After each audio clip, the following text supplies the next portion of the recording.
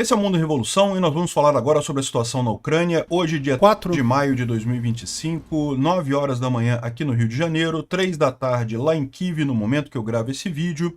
E tivemos um ataque ucraniano muito importante aqui em Briansk contra uma fábrica de transformadores aqui, que deve ter destruído boa parte da fábrica de transformadores aqui. Essa fábrica era usada, inclusive, para fazer equipamentos de guerra eletrônica para os russos, né? Então, uma excelente notícia isso daí. Também a gente teve a informação de que no ataque de ontem, os ucranianos derrubaram não um, mas 2 aviões russos, tá? Não foi só um avião que foi derrubado, não.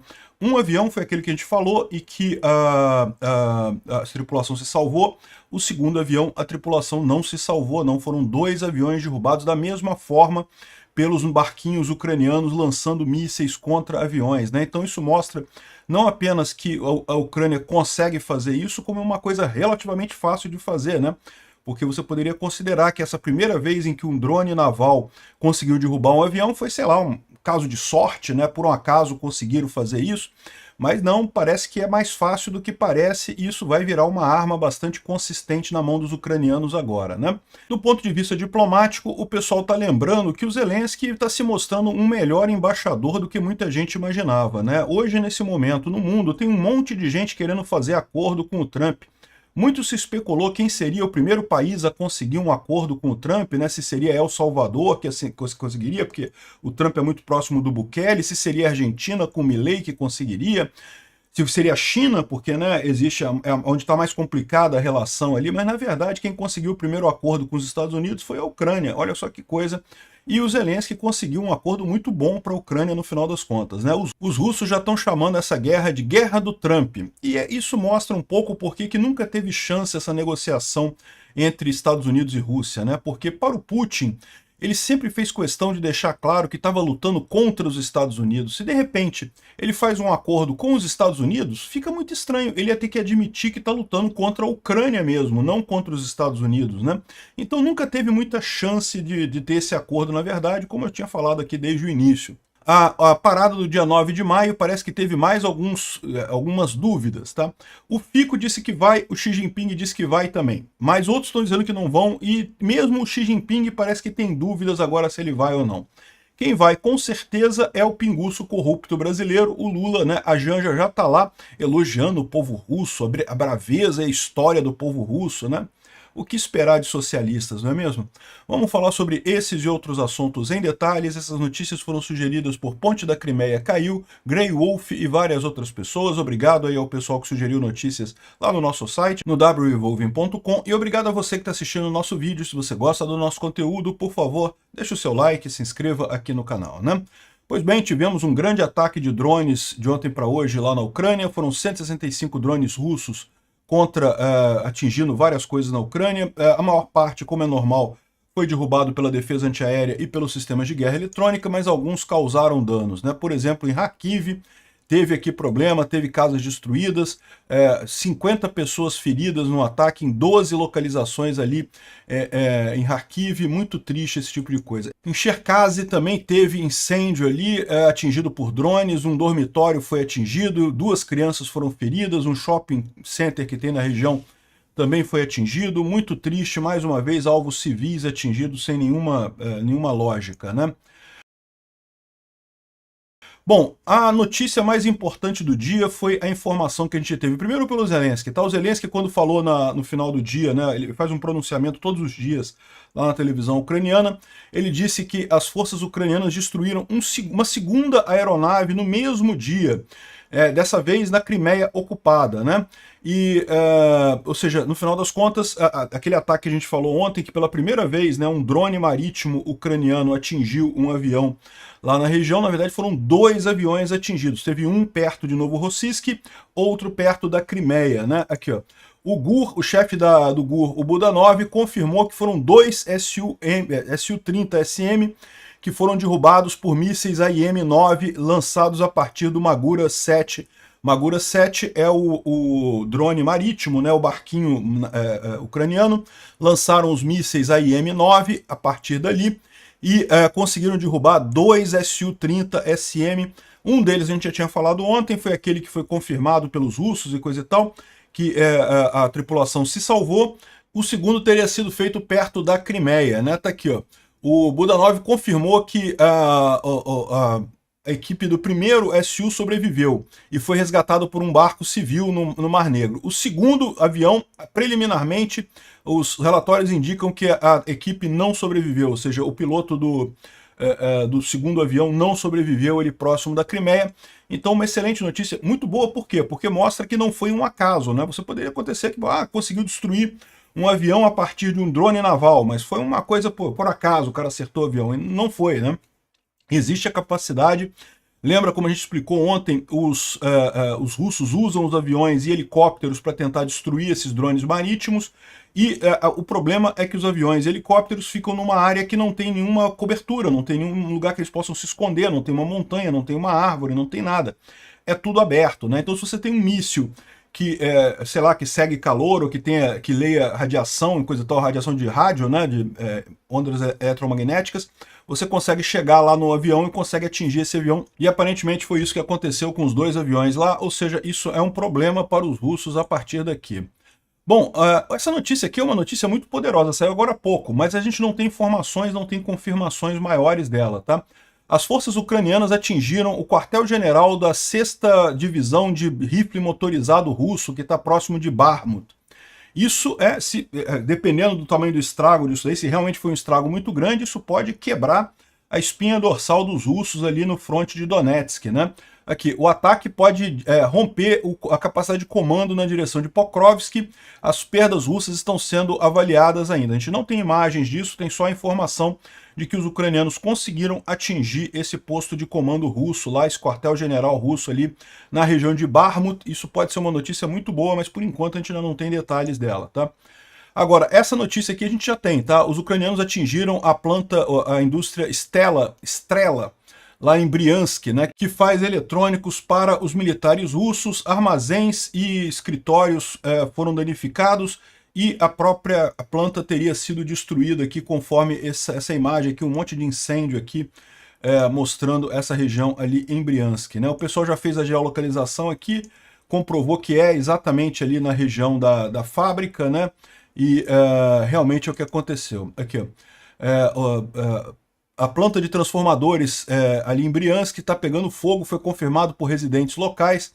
O pessoal está dizendo ali, ó, essa empresa é especializada em produzir transformadores, autotransformadores, reatores, e são usados inclusive em sistemas de guerra eletrônico e esse tipo de coisa. Então é muito importante esse ataque aqui, bem interessante aqui essa destruição, né? Os próprios russos confirmam a destruição aqui. Isso aqui é um blogger russo dizendo que as forças armadas ucranianas destruíram a indústria Strela na região de Briansk com foguetes, né? Foram foguetes MLRS. A oficina em si e os prédios administrativos estão pegando fogo e, preliminarmente, a planta em si foi destruída. De acordo com o Mesh, 2 guardas de segurança foram feridos, eles estão procurando médicos para coisas menores, né? A companhia é especializada em produção de transformadores, etc, etc. Então é isso daí, um bom ataque ucraniano ali em Briansk, né? Bom, na linha de frente, nenhuma grande mudança. Continuam aqui os ataques ucranianos contra várias coisas ali Esse aqui na Crimeia, tá? Foi também naquele ataque lá na Crimeia, os drones ucranianos atingindo antenas e sistemas de radares ali na região, né? Um grande sucesso esse ataque de ontem lá na Crimeia. Não teve grandes mudanças na linha de frente. Vamos aguardar para ver como é que está a situação aqui. Bakhmut é aqui, então os ucranianos devem ter destruído essa quartel-general russo por aqui. Isso pode realmente ajudar toda a linha de frente aqui no Donetsk, né? Vamos ver nos próximos dias. Agora, uma coisa interessante que foi mostrada aqui é que os ucranianos estão usando uma gamificação da guerra. Estão usando esquemas de gamificação da guerra. Eu não sei se eu gosto disso não, tá? Eu vou explicar para vocês porque isso pode parecer uma boa ideia no primeiro momento, mas talvez não seja uma boa ideia no total. O que eles estão dizendo aqui? Que os soldados ucranianos ganham pontos se matarem russos, se gravarem russos sendo mortos, se gravarem tanques sendo destruídos e coisa e tal. Então, ou seja, você ganha pontos fazendo isso e esses pontos se transformam em algum tipo de benefício. No final pode ser benefício monetário, pode ser benefício de medalhas e coisa e tal. Então, esse tipo de coisa, aqui ó, tá aqui, Ucranianos que filmem as mortes deles de soldados russos ou tanques conseguem ganhar pontos para comprar armas de uma empresa militar na Amazon, né? Então isso aqui é um programa ucraniano que dá pontos para soldados que matam russos e destroem os tanques e coisa e tal. A loja é tipo uma Amazon, mas só de tecnologia militar, e é uma loja ucraniana mesmo, então na hora deles comprarem mais equipamento, eles conseguem comprar com desconto quem tem esses pontos. E tem outras vantagens também, tá? Tem um monte de outras vantagens aqui. Essa ideia foi colocada pelo Mikhailo Fedorov, que é o ministro da Inovação Tecnológica na Ucrânia. Esse cara realmente é muito bom, é um cara que tem resolvido muita coisa nessa guerra lá na Ucrânia, é um cara brilhante mesmo. E, enfim, pode parecer uma coisa bacana, né? Porque é lógico, você cria um incentivo adicional para os soldados matarem russos e filmarem e destruírem tanques e coisa e tal. Mas, por outro lado, isso pode ser um problema. Por quê? Porque muitas vezes o mais importante é o esforço coletivo do que o individual. No momento que você dá o ponto para o indivíduo, você corre o risco de, no momento de um ataque, no momento que está avançando a companhia, que está fazendo alguma coisa, que o pessoal quer que você faça algo, você fala, não, deixa eu ir ali matar uns russos ali, porque eu vou ganhar mais ponto, né? Então, assim, eu não sei se gamificação é sempre uma coisa boa nesse tipo de situação, não, mas é uma experiência interessante. Eu imagino que eles estão fazendo isso como uma experiência e devem evoluir isso à medida que o tempo for passando, né? Vamos ver. Pode ser que seja uma inovação interessante isso daí realmente, né? Muitas empresas têm usado isso também de gamificação na própria equipe para estimular, né, pessoas a fazerem as coisas. Você ganha pontos e com os pontos você ganha vantagens e coisa e tal. E, de novo, tem esse problema, né? Você estimula mais o individualismo, porque a pessoa tende a perseguir o objetivo dela no jogo mais do que a equipe como um todo. Mas, enfim, vamos ver como é que vai ser isso daí. Eu não sei como é que funcionam os detalhes desse programa aqui. Pode ser que seja uma coisa interessante, né? Bom, o Instituto para o Estudo da Guerra fala sobre a negativa do Zelensky ontem de aderir ao cessar-fogo dos russos do dia 9 de maio. De novo, eu não estou dizendo que o Zelensky vai atingir a Praça Vermelha no dia 9 de maio, ele não vai fazer isso, seria muito ruim do ponto de vista diplomático, alguma coisa nesse sentido, né? Mas o Zelensky deixou claro que, primeiro, ele não vai dar garantia de que não vai fazer nada. Por que ele daria garantia de que não vai fazer nada? Ele não tem obrigação nenhuma disso, pô. Os chefes de Estado que estão indo lá para a Rússia estão indo por sua conta e risco, né? Porque confiam que o Putin vai conseguir segurar qualquer ameaça. E o grande risco que esse pessoal corre é simplesmente do Putin fazer um ataque de false flag. Como eu falei, o Zelensky sabe que esse tipo de ataque seria ruim diplomaticamente para a Ucrânia. Por isso que a Ucrânia não vai fazer esse ataque. Mas nada impede que a Rússia faça esse ataque, que a Rússia acabe explodindo alguma coisa lá, ferindo algumas pessoas, para tentar dizer que, olha, a Ucrânia atingiu o 9 de maio, eles não querem paz e não sei o que lá. A Rússia está desesperada. Eu, se fosse líder estrangeiro, estaria preocupado com isso, né? Mas a Ucrânia não vai atingir. Mas que existe risco para esses líderes estrangeiros, existe. A gente vai ver que tem um monte desistindo aqui, né? Bom, o pessoal está trazendo a informação aqui que o Zelensky pode acabar sendo o melhor diplomata que muita gente está pensando, né? A relação entre Estados Unidos e Ucrânia no governo Trump começou muito ruim, com aquela reunião lá na Casa Branca, em que literalmente foi uma arapuca armada pelo Trump. O Trump queria que a Ucrânia simplesmente se rendesse para a Rússia totalmente, coisa e tal. E vamos combinar, o Zelensky conseguiu contornar a situação e chegar numa posição que já tem muita gente impressionada como é que está havendo uma mudança até entre os conservadores americanos, tá? Já tem muita gente lá nos republicanos, entre o pessoal que reclamava, não, que não podemos mandar dinheiro para a Ucrânia e não sei o que lá, até esse pessoal já está começando a mudar o tom, a moderar o tom, porque já perceberam que o Trump está indo no outro sentido. Veja bem, o Vance não. O Vance continua fazendo toda a propaganda russete do mundo, falando as russetagens toda lá, que não, que a Ucrânia... Ai, que a Ucrânia vai perder a guerra, é inevitável que a Ucrânia vai perder a guerra e não sei o que lá, e tem que fazer um acordo de paz, tem que aceitar tudo que a Rússia quer e coisa e tal. Mas a verdade é que a maior parte dos conservadores já está vendo que o Trump já está percebendo que isso é a abordagem errada desse negócio, que não tem alternativa que não seja isso, né? E uma coisa que o pessoal chama atenção é isso daqui, olha só, esse aqui é o jornal russo, tá? E aqui, ó, isso aqui é o jornal russo, tá falando aqui, ó, o Ocidente fez uma grande declaração sobre a guerra do Trump. Então, a grande coisa é isso aqui, ó. Segundo o professor Dizem, o conflito na Ucrânia está se tornando a guerra do Trump agora, né? E os próprios russos estão admitindo isso, ou seja, virou a guerra do Trump. O Trump tá comprando isso daí. E aí que você percebe o ponto que jamais teria nenhuma chance do Putin fechar qualquer acordo com o Trump que não fosse um acordo de rendição completa da Ucrânia. Como eu expliquei para vocês, O Putin, ele não está preocupado com a Rússia. O Putin sabe que a Rússia está se ferrando nessa guerra. Se ele tivesse preocupado com a Rússia, ele nem teria começado essa guerra. Se ele tivesse preocupado com a Rússia, ele já teria tirado os soldados dele de dentro da Ucrânia e estaria cuidando das coisas na Rússia, que a Rússia está precisando, a economia da Rússia está muito ruim, né? A questão do Putin é aquilo que eu falei para vocês, ele está querendo preservar a posição dele dentro da Rússia. Lembra, países socialistas, para o povo, é terrível, né? O povo sofre muito. Mas o líder socialista sempre fica muito bem. O Putin tem uma posição muito boa.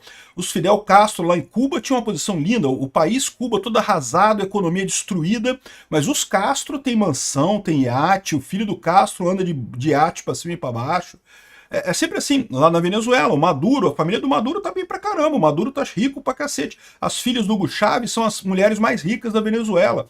Então, socialismo é sempre assim, para o líder socialista, sempre funciona. Socialismo funciona bem pra caramba, para o líder socialista. E é o que está acontecendo lá com o Putin, né? O Putin, ele quer preservar a posição dele. E aí, por isso que ele continua essa guerra, porque ele sabe que se ele terminar a guerra, aí ele vai ficar numa posição ruim. Aí que ele vai ter gente contestando ele nessa história toda. Enquanto ele continua com essa guerra, a Rússia está sofrendo, mas ele, Putin, está indo bem pra caramba, né? E aqui você vê esse outro problema. O que é o discurso do Putin nessa guerra? Que nós estamos lutando contra o Ocidente, contra o grande mal que é os Estados Unidos. Aí se de repente o Putin faz um acordo com os Estados Unidos para acertar a guerra da Ucrânia, qualquer acordo intermediário vai ser visto como assim, ué, a gente não estava brigando com os Estados Unidos, por que a gente fez as pazes com os Estados Unidos agora? Ia ser uma derrota para o Putin. Ele jamais poderia fazer um acordo. O único acordo que seria aceitável do ponto de vista político para ele seria o acordo em que a Ucrânia se rende totalmente, que era exatamente o que ele estava querendo, exatamente o que ele estava impondo, e nunca teria chance de ser aceito pela Ucrânia. O governo Trump poderia até aceitar isso, mas aí ia ser outra coisa ruim para o Putin, que é os Estados Unidos aceitar esse acordo e a Ucrânia não aceitar. Por quê? Porque, mais uma vez, ia expor a hipocrisia do Putin, que diz que está lutando contra o Ocidente. Não está. O Putin está perdendo vergonhosamente essa guerra contra a Ucrânia sozinha, né? E a Rússia com a ajuda do Irã e da Coreia do Norte.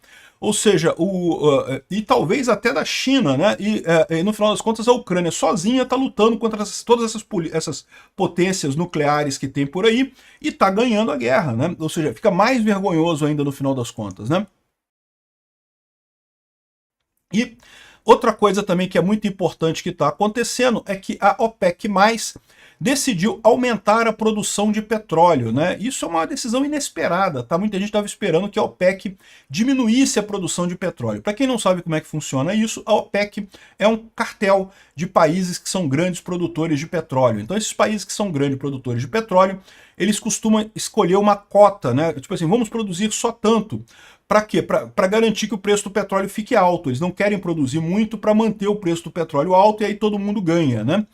E o que está acontecendo atualmente? Como o Trump colocou tarifas com a China, né? Está tendo uma desaceleração da economia mundial, isso já é uma coisa meio que dada, vai haver uma desaceleração da economia mundial, então o preço do petróleo está caindo. Então imaginava-se que a OPEC iria diminuir a produção de petróleo para manter o preço do petróleo alto. E não é isso que está acontecendo. Eu não sei muito bem porquê, o que tem esse negócio aqui, mas a OPEC ela disse que vai ter um aumento de petróleo maior do que o esperado, o que deve jogar o petróleo abaixo de $50. O que é uma tragédia para os russos, porque, de novo, para a Arábia Saudita, para o Kuwait, para o Iraque, para esses países que vivem do petróleo, um petróleo barato é ruim, eles ganham menos, mas que eles estão ganhando bem, tá? A Arábia Saudita ganha um bocado de dinheiro, o pessoal não tem mais onde enfiar dinheiro lá na Arábia Saudita, a verdade é essa, né? Ficou com aqueles projetos de construir uma cidade em linha, não sei o que lá, porque não tem onde botar dinheiro no final das contas, né? Agora, para a Rússia, é uma questão de vida ou morte, porque a Rússia está perdendo a guerra feio e precisa de muito dinheiro para conseguir manter a situação deles equilibrada no final das contas. E no final das contas, com o petróleo mais barato e ainda caindo mais de preço, que é a previsão com esse aumento de produção da OPEC, a situação deve ficar ainda pior, hein, para a Rússia, né? E, bom, como era de se esperar, já vieram as ameaças nucleares, né? Eu falo para vocês, cara, é igual um reloginho, bicho. No que começa a situação a ficar ruim para a Rússia, o pessoal lembra de ameaça nuclear, né? O Putin disse numa entrevista ontem que ele espera não ter que usar armas nucleares na Ucrânia, que até aqui né, eles têm nos provocado para usarmos armas nucleares, mas nós não fizemos isso. Mas eu não sei se eu vou fazer, se eu não vou fazer, pode ser que eu faça, não sei o que lá. Ou seja, mais uma vez fazendo isso, né? Ele não vai fazer isso porque ele sabe que no momento que ele fizer, ele perde essa guerra completamente. Ele perde todo e qualquer apoio que ele poderia ter de qualquer lugar, até da China. Então ele não vai fazer isso, ele não tem nenhuma chance de fazer isso. Mas essa é a situação, né?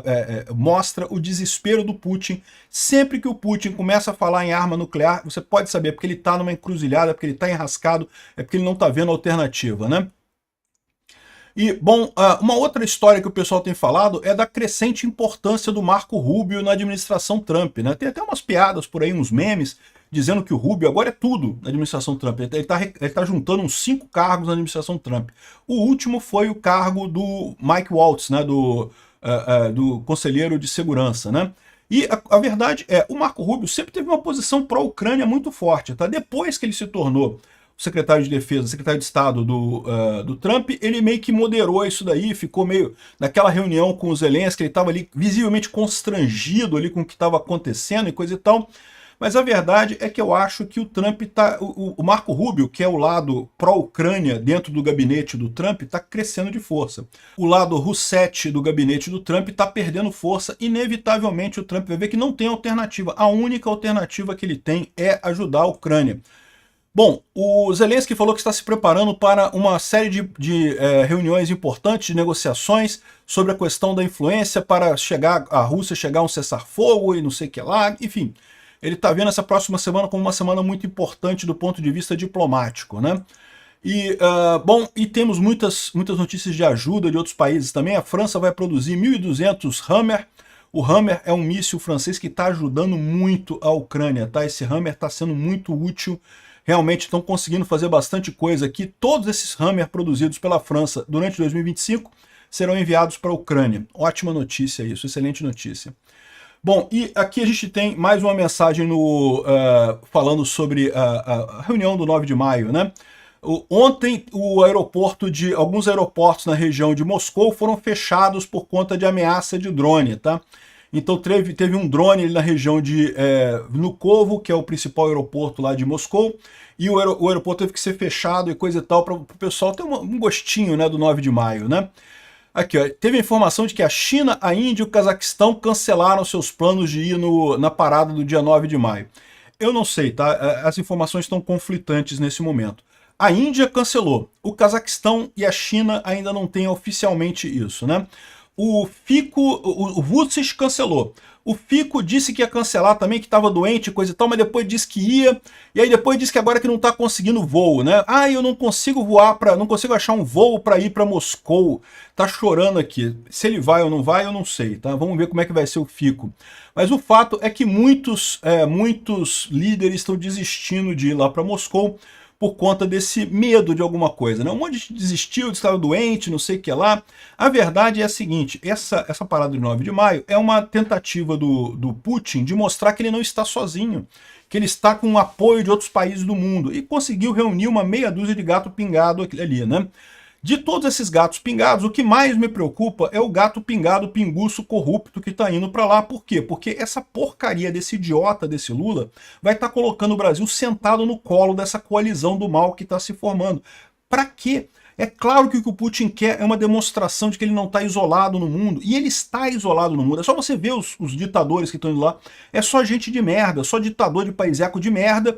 E, lógico, o Lula, né? O que não deixa de ser sintomático do que está acontecendo aqui no Brasil. Nós estamos emburacando para uma ditadura do judiciário aqui com Alexandre de Moraes, o grande ditador que manda em todo mundo e prende, arrebenta e faz tudo que quer da cabeça dele, que não segue nenhuma lei no Brasil.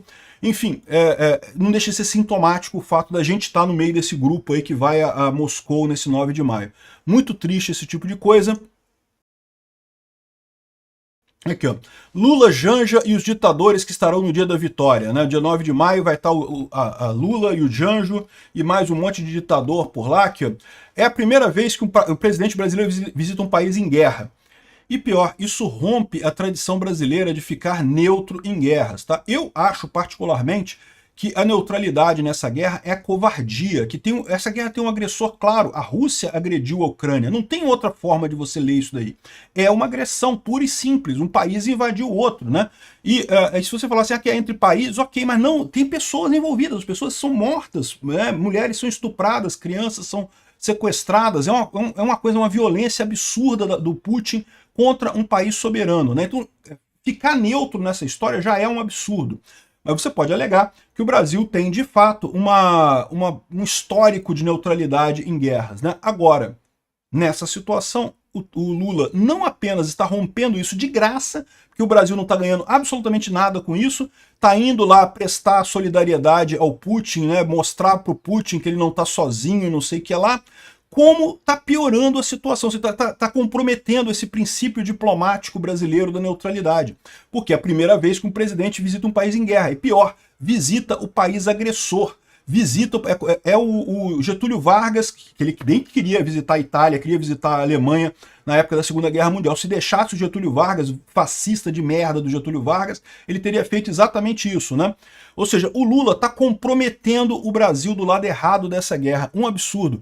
Não é à toa que a opinião do pessoal é que o Lula é um traste, o Lula é um idiota, e é pior do que isso, esse pessoal tem razão. Fico feliz que o pessoal na Europa esteja percebendo o que eu sempre falei aqui. O Lula é muito pior que Bolsonaro. Não, Bolsonaro estava errado também, eu concordo. Critiquei Bolsonaro pra cacete nessa questão da Rússia, uma idiotice, mas o Bolsonaro poderia ser convencido do contrário. O Lula não pode. O Lula ama ditadores, o Lula adora ditadura. Tudo quanto é ditadura o Lula gosta. É Irã, Coreia do Norte, é Hamas, é Hezbollah, é Putin, é Cuba, é Venezuela. O Lula adora ditaduras. Eu não consigo entender como é que teve um idiota no Brasil que assinou aquela porcaria daquela cartinha da democracia para eleger o Lula.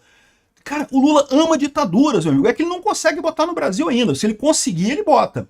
Mas ele ama ditadura. É isso que o Lula quer. Ditadura. Ditadura socialista, né? Aqui, ó. O presidente Lula ignorou seis convites de encontro com o Zelensky, inclusive um convite para ir a Kiev dias antes de confirmar que iria no dia da parada da vitória da Rússia lá do 9 de maio. Ou seja, o Lula tomou partido. Ele sempre teria esse partido, sempre teria isso. A gente sabe disso, né? E eu não duvido nada que a propaganda russa foi uma das responsáveis por garantir a vitória do Lula aqui em 2022, tá? Como eu falo para vocês, propaganda russa não é uma coisa muito forte, não. Mas que certamente eles tentaram. E qual que é a influência disso? O que isso acaba resultando? Tal como os Estados Unidos, lá o Trump acha que deve alguma coisa para os russos, porque acha que a propaganda russa ajudou ele a ganhar a eleição, o pessoal do Lula aqui pode achar que deve alguma coisa ao Putin, porque o Putin ajudou ele na eleição aqui. Eu não descarto essa possibilidade, não. Por isso que o Lula está indo para lá, porque ele não tem motivo nenhum para ir para lá. O que o Brasil está ganhando com isso? Ficar do lado de uma nação que está agredindo outra sem absolutamente nenhum líder relevante. Só vai estar Cuba, Venezuela, ditadores da África, ditadores da Ásia. Ou seja, o que o Lula está fazendo lá? Onde é que o Lula está botando o nome do Brasil, né? É muito triste esse tipo de coisa. Eu acho que o Lula está com a mesma história do Trump, de achar que a propaganda russa ajudou ele aqui no Brasil. E o pior é o que isso faz o Bolsonaro e os bolsonaristas, né? Otários, né? Porque o Bolsonaro ficou naquele negócio, não, que temos que comprar fertilizante da Rússia. Não tem que comprar porra de fertilizante sujo de sangue de ninguém. Fertilizante sujo de sangue piora a situação, não interessa como... Ah, não dá para plantar, então não planta, porra. Não pode comprar coisa da Rússia. Enfim, um absurdo essa situação. O Bolsonaro foi feito de otário pelo pessoal do gabinete dele que colocou ele do lado da Rússia. Enfim, e agora o Lula tá lá beijando os pés do Putin. Pelo menos o pessoal da Europa está percebendo agora o absurdo que é o Lula, o idiota que é o Lula, né? Eu tentei avisar, eu avisei na época da eleição. O Bolsonaro está errado, mas o Lula é muito pior do que o Bolsonaro. Bom, e a Janja já tá lá, tá? Então o Lula vai certamente nesse 9 de maio, a Janja já tá lá, já tá passeando, indo no Bolshoi, ver o Lago do Cisne, passeio no Kremlin, não sei o que lá. Ela elogiou o orgulho do povo russo, o orgulho de ir lá estuprar criança, matar mulher e não sei o que lá, muito orgulhosos eles, né, Janja, de fazer esse tipo de coisa. Olha o absurdo desse tipo de situação. É você imaginar um presidente brasileiro, a primeira-dama brasileira, visitando a Alemanha nazista e falando, olha, não, como é bacana aqui essas bandeiras todas iguaizinhas aqui, como esse pessoal é orgulhoso, né? Pois é, orgulho é um traço de ditadores, não sei se a Janja sabe. E de novo, se fosse só o idiota do Lula e a idiota da Janja fazendo isso, Por mim, eles que se fodam pra lá. O problema é que eles estão colocando o nome do Brasil nessa história.